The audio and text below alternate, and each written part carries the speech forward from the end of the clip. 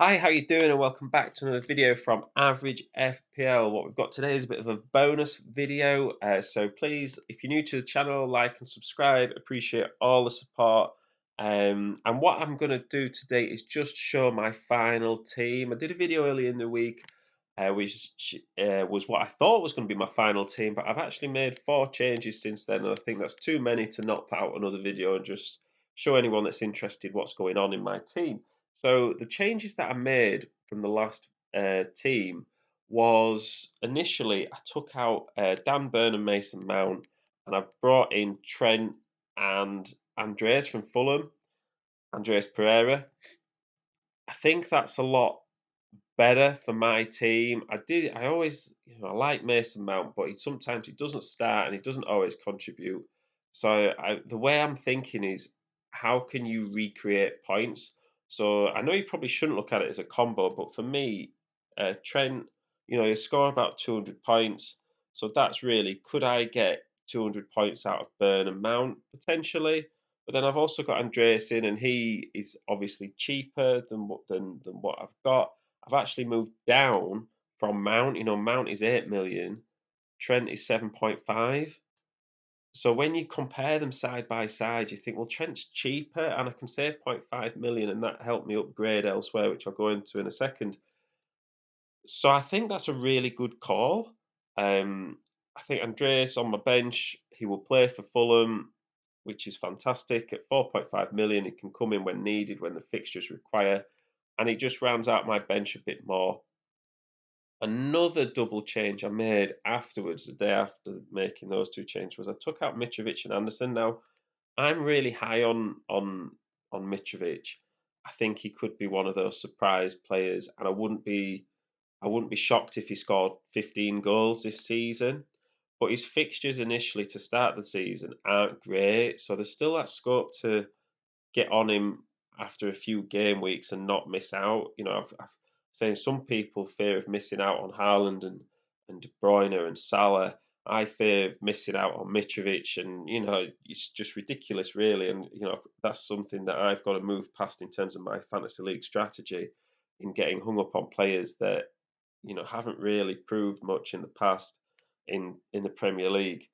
So Anderson as well, I thought was great value at 4.5 million and got 124 points, I think, last season. But again, can I recreate those points elsewhere? So I've brought in Robertson, who again is only 5.5 million more than Mitrovic. So who would you rather have in that situation, Mitrovic or Robertson? Well, it's obviously going to be Robertson, isn't it? I'm not going to try and convince myself otherwise. Um, and then I also brought in Archer from Aston Villa, just as a third bench player. I think something to bear in mind this season is that there's 5 subs in the Premier League, not 3 compared to last season. So these bench players that you've got are more likely to come on. But it's something to bear in mind that, these players that you think are surefire for 90 minutes might not get as many minutes as you think. So I think sometimes it's worth bearing in mind this when you're putting on your bench. So yeah, I think that is a really solid game week 1 team. One more sub that I did make, or a swap, was Ward for Henderson. So Henderson is probably going to be my number one throughout the season, or for as long as I can until a wild card. Schmeichel left Leicester City yesterday, and Ward has a chance to be first choice keeper until at least they sign somebody else or someone else comes through the ranks. Do I like Leicester City's fixtures defensively for game week 1 more than I do Nottingham Forest? Yeah, I do. And I think there's no danger in putting Ward in, because if he doesn't play, Henderson's going to come in anyway. It's not like I've put in Ward and then I've got another 4 million keeper that's not going to play. One of my 2 keepers is going to play. So it's zero risk in putting Ward in, because if he does play, I like that Brentford fixture. I think Leicester have a reasonable chance of keeping a clean sheet. If he doesn't play, Henderson's going to come in anyway. On the bench, I've got Undav. Spoke about Andreas. I think Undav could be a real hidden gem this season. I think if he starts for Brighton and they get off to a good start and he finishes those chances that they create, I think again he could get 10, 15 goals this season, which for a price point of 5.5 mil is fantastic. And you can sub him in for the fixtures as and when. So yeah, I think something to look at really based on these decisions is the value per million and points you can recreate through different combinations of players. I've taken out Burn, Mount, Mitrovic, and Anderson, and I've got in Andreas, Trent, Robertson, and Archer. I think that's a reasonable trade. I think my team looking at that looks pretty solid throughout. Still got Lingard. I've actually got triple Nottingham Forest in my squad, um, which obviously you wouldn't recommend on the face of things, but when you look at the value and the reasons that they've got them in is to create money for elsewhere, I think the actual value is fantastic in those players. What I wanted to just show as well was my team from the start of the season. So was from from the time FPL launched. This was my team initially, and I've still got triple Arsenal. I've still got Son. I've still got Henderson and Undav. Other than that, it's changed completely. And I think when I made this team, I was so sure of it being brilliant that I didn't think I was going to make any changes. And I did want to compare from the start of FPL coming out to the eve of game week one, how it's changed. And I think it just goes to show is that you've got to be open minded with players. When I first got it, I'm sure on my video I was like, "There's no way I'm not getting Haaland in." Haaland is a dead set on my team. And then going back to what I've got now, I think it just looks better, even though there's no Haaland. And I think somebody like Haaland, you've got that fear of missing out.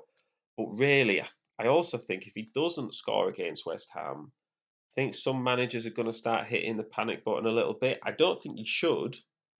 I don't think you should panic if Haaland doesn't score in game week one, but these players do take time to settle in, especially into a system like Man City. I think you've got the same with Nunes at Liverpool. I think they do just take time. So, we will have such high expectations on someone like Haaland, a 99% chance he will deliver. But I think it is worth remembering that previously, when players do come from abroad, they don't always hit the ground running and they do take that time to settle in. So, if you're going to go with these players, trust yourself. I think if you are going to wildcard after game week one, and that's something in your strategy, then don't really stress about it because you only really need to plan for the future if you want to save your wildcard for after something like the international break. I'm going to try and be as flexible as I can this season in terms of making transfers and jumping on bandwagons. I want to try and do it. Sometimes my weaknesses, or one of my many weaknesses with FPL, is that I get too tied into players. My team value is never great at the end of the season, and I think that kind of destroys my flexibility when I need to make transfers late on in the game. Definitely going to captain Salah or Son. I think my strategy for this season is going to be the same as last season, which is captain the biggest hitter with the best fixture. Um, in the past, I've stuck on one player, and I do actually think you could do that with Salah this season. I think if you just default captain Salah and left him, I think you'd be absolutely fine. But you'd be hard pushed to get me off Son and Salah this year. I think anyone else in that team would need a really good game week. Fixture to try and swap them. But they'll be the two that are rotating. So yeah, let me know what you think. I think my team looks really good, to be honest, and I know I would say that, but I think there's no real weak points there. Obviously, if you haven't got players from other teams like De Bruyne and Haaland and players like that. Obviously, I think they're going to score loads of points. It's your choice, though, in terms of who you think's going to score more. That's ultimately it at the end of the day. So, if there's any changes you'd make, let me know. Feel free to praise me based on how my team's progressed since the start of when FPL launched, and now I've got a better team. Thank you very much for listening. Please like and subscribe; it's all appreciated, and I'll see you in the next one.